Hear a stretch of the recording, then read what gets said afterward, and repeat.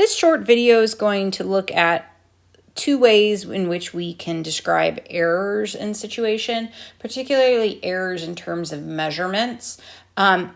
So we're going to, believe it or not, the terms we're going to be using is absolute error and relative error. So when it comes to absolute errors,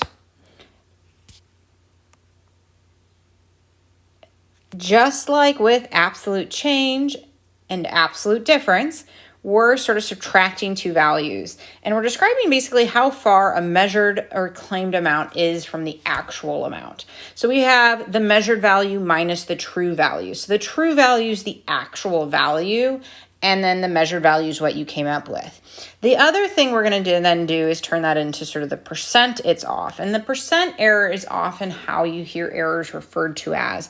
And so that's going to be like relative change, in which you're taking then the absolute error and dividing it by the true value and turning it into a percent. So we'd multiply that by 100, just like we did with the other problems that we've seen. So we're going to just do one quick example with this. Your actual weight is 127 pounds. A scale indicates your weight to be 131 pounds. The error, so we want to then just sort of describe the error. So if we talk about the absolute error here, we would have our measured value of 131 minus 127, which is the actual weight, your actual weight. And so that would mean that there was a 4-pound overweight from the scale reported by scale. And then if I was doing the relative error, I would have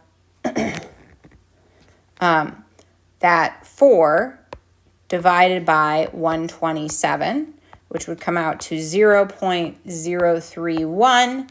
So then we would say, the scale reported a 3.1% overweight error.